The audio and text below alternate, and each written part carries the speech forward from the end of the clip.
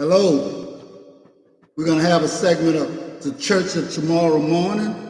And as most of you know, we're not asking for any tithes. We don't even ask you to come back. We just ask you to hear the truth as we know it and to walk in that truth and understanding. And that's as simple as it gets. Now, today, I want to piggyback on something that I talked about yesterday, because America has a voting problem, especially black voters, okay? But in this election that just passed,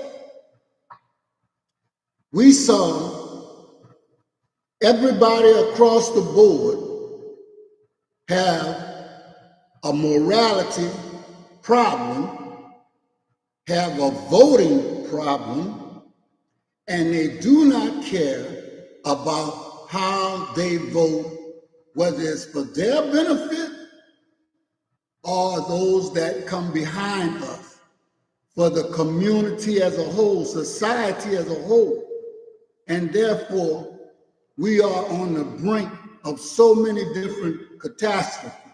Financial, we're already in a morality catastrophe, a war, famine, and all kind of other things. But I'm here to introduce to you Griot One, who talked to me about something that gets to the core of who we are as human beings. Okay? Not Republicans, not Democrats, not any of them. Who we are as human beings, instead of being focusing on how somebody looks or what party they belong to, we need to be supporting right and wrong. Here's Griot One to tell you further. Good morning, people. Brother Hugh tried to explain best he can what the subject matter is, and that's the position that we should take before we align ourselves with any political party. Because one thing we have to understand, in every arena, we have been poisoned. And so I had an incident where I walked up to the office of a man I worked for, and he was talking his political beliefs, and he said, who do you vote for? What party you belong to? And I looked at him and I said, I don't belong to any party. What I do, I belong to the party of right and wrong. And if somebody is speaking what's right for the equality of all people that live in this country, especially black people, if they're right about it, I'm down with that. And if they're wrong, I'm against that. And I want to share something with people, that one thing that we have to understand, that the people who claim and sit in front of us, who say all the right things, but when you check their history, it's full of wrongs. And so since we so polluted, and a majority of us, we like what's wrong. We don't want anything right. We don't want, they don't want equality. They don't want anything dealing with people being unified, being respectful, being honorable, because that's too much for them to handle. They've been poisoned so much that wrong seems right and what's right seems wrong. And so in the arena of politics, this definitely applies. So that's why when you look around and you see people voting for people who their history is full of wrong, but they say all the right things, and then when they get in office, you want to be surprised when the wrong, that's part of the history start happening when they show you who they are. Because one thing you have to understand, what I think it was Maya Angelou said, once a person show you who they are, believe them. Mm-hmm. And it was, and this person or these people in certain political parties have shown you this, And yet and still, since you so polluted, and you don't like I said, unity, anything dealing with love, honoring somebody, or respecting anybody, other human beings, and so you deal with the wrong aspects of everything that these people belong to, because inside of you, you is wrong and you're a dirty person yourself. So you like dirt, you like to be in the mud. You want somebody you can step on, laugh at, and make fun of, somebody you can feel you superior to.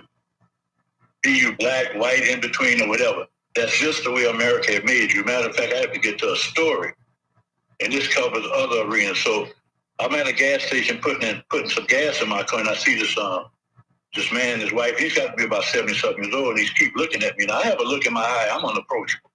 If you really look at me, you won't approach me. You can look in my eye and tell I'm not that type of person. I'm not a clown. I'm not nobody that joke. I don't play around. I'm a serious-minded man. And so this man was looking, his wife looking, she seen it. And I can see her telling him whatever he was up to, don't go by this man. So he still, since he's into what he into, he comes around with this paper or a little booklet.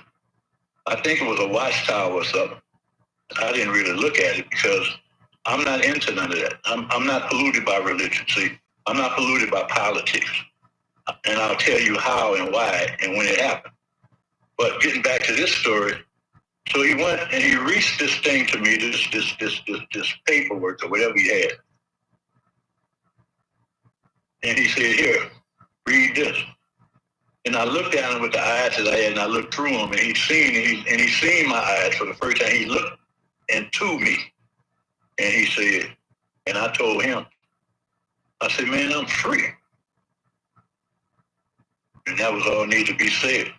He turned around and went to his car, and he told his wife must have asked him, well, what did that man say? And when he told his wife, I can see her damn near slapping him. I told you don't go over there and bother that man. I told you don't go stay in the car. And so they was riding away. She was still arguing with him, And I think when he told her what I said, I think she became free herself and free of him. And free of that poisonous religion that he belonged to, because all of it ain't nothing but poison. So let's get back to the arena of politics. And that's the same thing happened in the arena of politics. See, we all been so poisoned, by dealing with that believing in wrong, the wrong way of doing things, the things that cause a division and strife and all this stuff is it's so poisoned that it seems normal. And so this was an experiment that happened to me.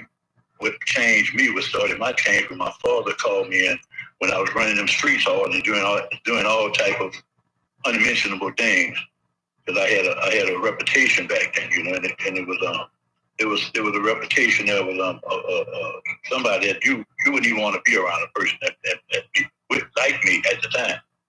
So he said, man, come here, and he took a glass of water and he poured into a clear glass. He said, you see this right here? He said, this is supposed to be your mind, your brain. He said, but let me show you what it is. And he took some dirt or something, he poured it in there. He said, this is your brain. Not, this is your brain. You see all that dirt and cloud it is? He said, this is you, man. And this is where you at. Spiritually, mentally, this is where you at. He said, so he poured it out. He poured that out and poured it back, poured the water back in a clear glass, and it was clear again. And he said, this where you need to be. Say, now see this? Clear all that stuff you got in your mind. Clear everything and replace it. And whatever you replace it with, it's going to stay clear. You got it? And when you know it's polluted again, see, you're going to see the pollution inside of your brain, inside of this water. And so what you do is clear everything you know out of your head and out of your mind and out of your spirit, because it's going to affect your spirit, whatever's in your mind, you see? Mm-hmm. And he said, and then start from there. And so what I did, I listened. I started educating myself. And I got rid of the pollutions of these people with their spirit and earth. A child is born with a heart of gold. Ways of the world make the child heart turn cold. In the environment you live in and the people you're around, your mother and father, who you look up to, start teaching you things like hate for other races, bringing you into religious dogmas, religious, beliefs and all this stuff and all this invisible stuff. claiming they know answers to mysteries and things. And so what happened, I replaced that and became the person that I am today. I became the serious-minded person, a strong person, a person that cannot, if I see a good fight, I'm going to jump in it. Instead of going and jumping into a fight that don't make no difference to hurt somebody and maim somebody, especially my own people. And so this is what I ask of whoever listening. Clear everything out of your mind, the political, the Democrat, the Republican, talk about the left and the right. You've been polluted.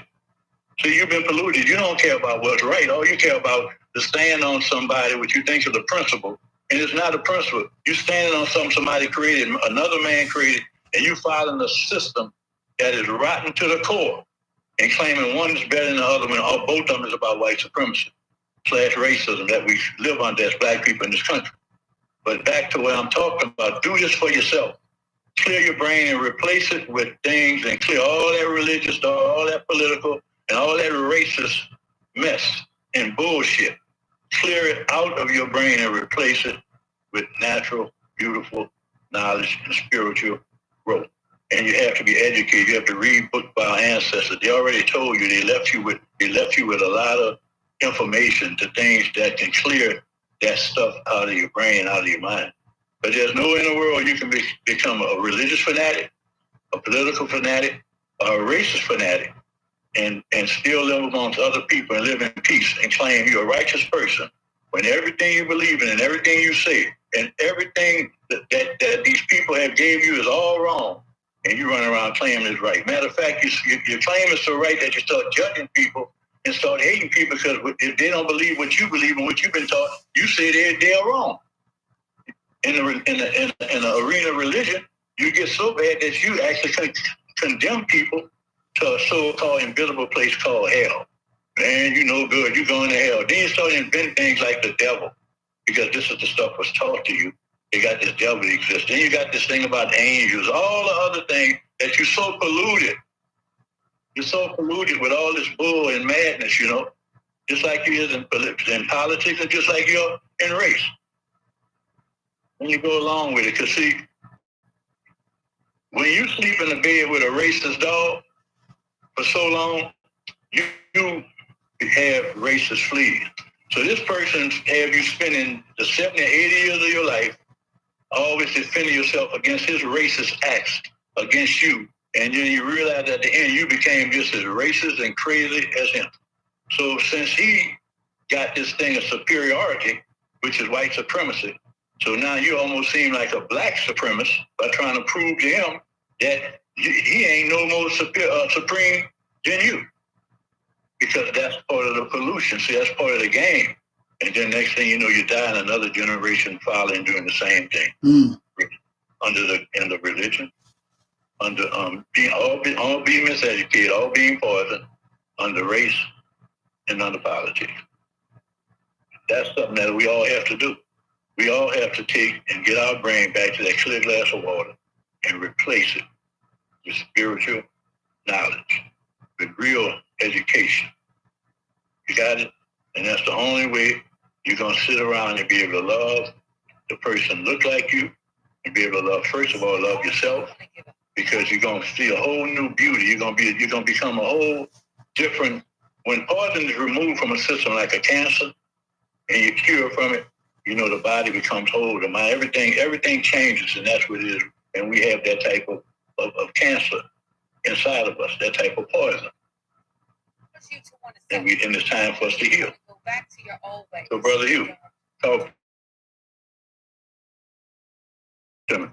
Yes, sir. I'm going to play something that this brother gave me yesterday, and hopefully they'll let this play out. But one of these TikTok, I'm going to close that down. Hopefully they'll let it play. Now we back on live stream. I want y'all to hear what this young lady says. This was given to me by Griot One earlier today, and I think it makes a lot of sense. Here are 5 signs you are dangerously anointed. Number 1, facing unrelenting challenges cause you to want to give up, cause you to want to settle, cause you to want to go back to your You know what's going on. And it's not just what we see. You have discernment. You can read the energy in a room. You've only been there for 2.7 seconds. That is a gift. Number 3, you inspire unexplainable reaction from others. Your light either draws people in like a magnet or repels people from you like you got the bubonic plague. It's your light. Your light either attracts people or irritates demons. Number 4, a burning desire within you that you cannot quench to fulfill a higher purpose on this earth. And number 5, God's favor. Are we still live? Even We are. in the valley of the shadow of death. You couldn't hear that? No. There Okay. are 5 signs of being dangerously anointed. Number 1, Okay, well, we offer that. I just wanted if they were able to hear that. She talked about the 5 signs that you are anointed. And I believe what she's talking about are the forces that lead you to want to give up your pursuits, to put obstacles in your way. And you have to understand sometimes you are the biggest obstacle that you have because your conditioning, the doctrine that's been taught to you. One man said, how in the world can you go from K to 12 plus another 4 years of college, right? And you know, we asked you 20 European communities or cultures, and you can run that off so quick, it's a shame. But you can't name 5 African communities or 5 groups of people or villages or whatever you want to call it that came to America.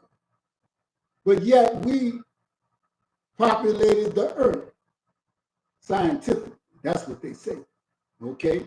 And you know, the thing that we talked about just a little earlier is we can't afford to be like the person who persecuted us, because for one thing, let me tell you something.